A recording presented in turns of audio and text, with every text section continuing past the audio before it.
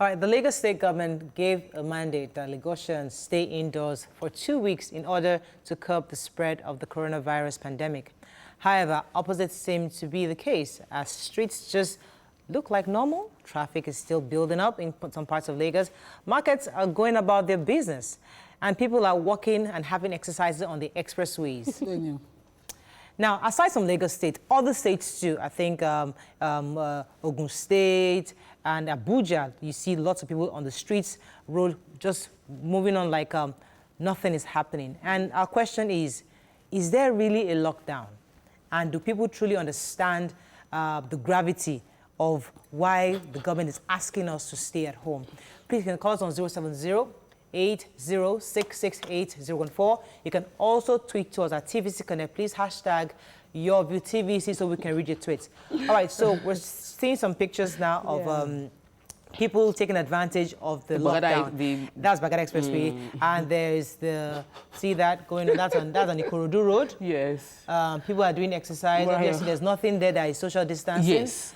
And obviously, your sweats and there's a possibility you can actually sneeze, everything. Everybody can actually spread. I really, honestly, don't think people understand the reason for the lockdown. Many people are just saying this like a public holiday. So that's the thing. The average person on the street is just saying it like a public holiday and they're just restricting my activities. They're restricting me from having fun. What do we do during public holidays? What do we do when there is a lockdown, not lockdown, public holidays, or you have environmental sanitation? People hit the road, play football, exercise. That's what people do. So the emphasis, and I know the state governor had been saying it over and over again, social distancing, maybe because we're saying it with tush English. Maybe if they said the social distancing in Yoruba or in other languages, people are not complying with social distancing. I think even the sit at home only worked for day 1 and day 2. After those first 2 days, the road got busy. People were driving, they're going to their markets. So at the end of the day, I'm wondering, what are we trying to achieve with this lockdown? Because my business has suffered entirely, like 100%. There's nobody doing any party and all of that. Nobody's going out. So only those that are doing food businesses are going out, and they are wondering, what exactly are we trying to achieve? Because if you don't break down the long-term what you want to achieve with this lockdown, people will just feel I can go about my activities as usual. I blame two parties for this, because I have had an issue with this total lockdown from day one. But the two parties that I blame, number one, is everybody who were on those flights that came into this country, giving you wrong information, being untraceable, number one. Because if we found you, know where you were, it won't spread. We would be able to contain what you have, keep you in isolation, and then contain the spread in the first place. So if you were on that flight, you're equally responsible for what we're going through, number 100%. Number two, I also feel that the government was rushed a bit to do that total complete lockdown. I'm thankful it's not national. But Lagos State was important, obviously, because we are the opening state. But I think it was important. I didn't think we needed 14 full days, full weeks. I understand it's because of the virus itself. It needs about 14 to 21 days for it to show, and that's why it was 14 days. But I felt that we didn't need a full, complete, total lockdown. It should have been partial somewhat. But it's partial right now. Let me hear. It's partial. It is lockdown. Nobody can go to work. No, the time is partial for non-food. All through last week, all through this week. This is already Wednesday. They just since last week Friday. They just allowed markets to open Friday. from 10 to 2 p.m. It was just recent. They just changed that. We have exceptions. So exceptions were made for essential services and foods, and the medical also is essential, and that's basically what happened. But we had Nigerians now, because it's our nature that is killing us, abusing these exceptions. There's a particular biscuits making company along the Oshodi Road, opposite near the Ladipo on the Express Road. I saw their staff bus, the size of a BRT, 3 to 4 of them, putting their staff like matchsticks, matchsticks inside their buses because they're essential foods. They were not observing any kind of social services and social distance. And now we have communal transmission of this virus. And we're dealing with a lot. The government had locked down. On my own side of town, there's total compliance. Really? Yes. The trade fair market has been shut down since Lagos State lockdown, before the president declared the 2 weeks extra that made Lagos State seem like it's too long.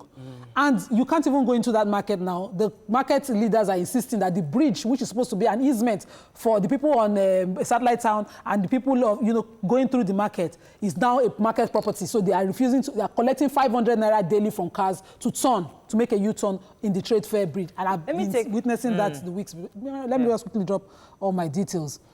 On that Badagry Expressway axis, there's total compliance. The police are there.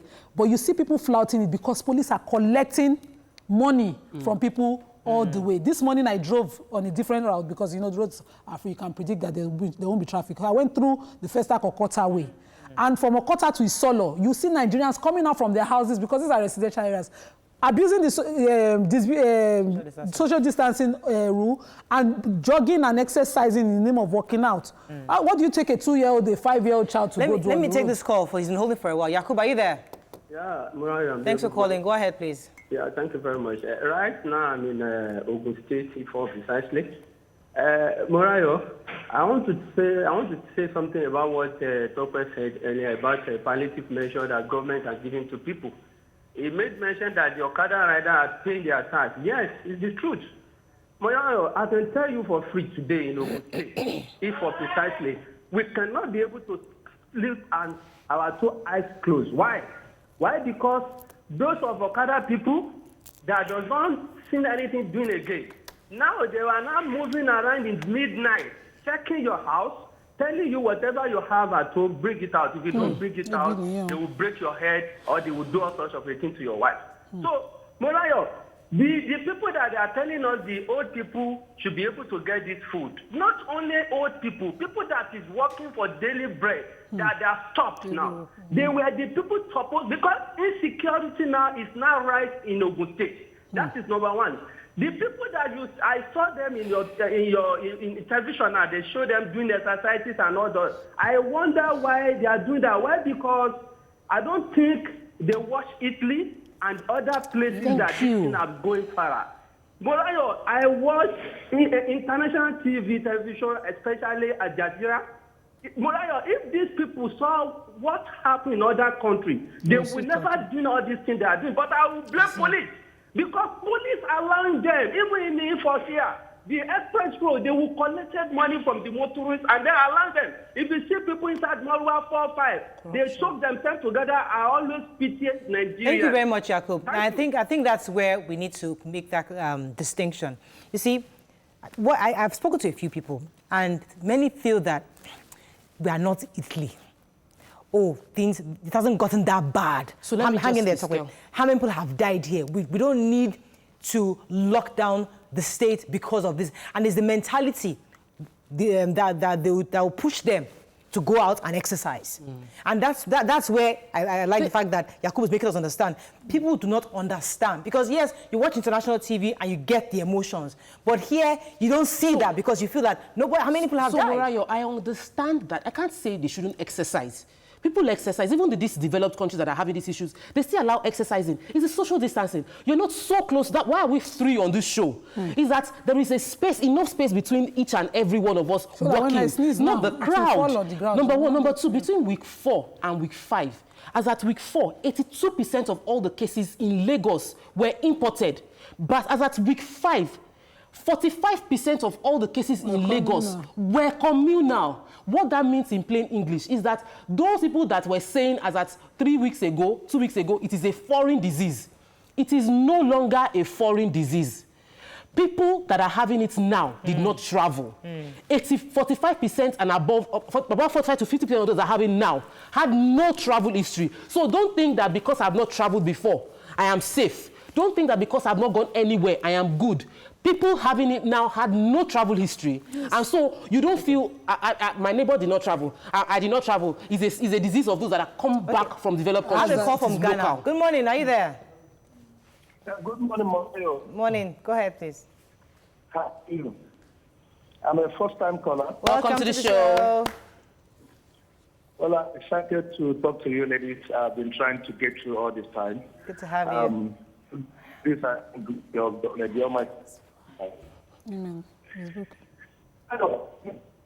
First, we talked about the things that are getting into caution. We're having trouble hearing you. It's cracking. It's cracking. Yeah, can you hear? Yes, speak a bit louder. That, I mean, the first topic that you talked about concerning the monies that are coming into Nigeria because of this coronavirus. Yes.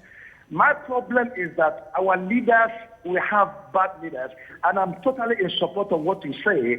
I am very sure that some of them are heartless at diverting that money to other things. And if they do that, they should expect God to punish them because this is absolutely wrong. It's absolutely wrong. That money should be used judiciously and not into their pockets. The problem we have in Nigeria today is because of leadership. We practically have no leaders.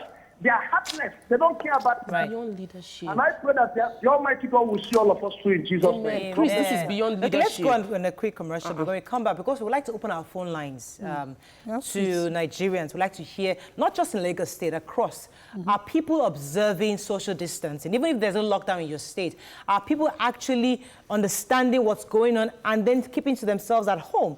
We'd like you to call us and let us know what's happening within your state. Let's go on a break. We'll be right back.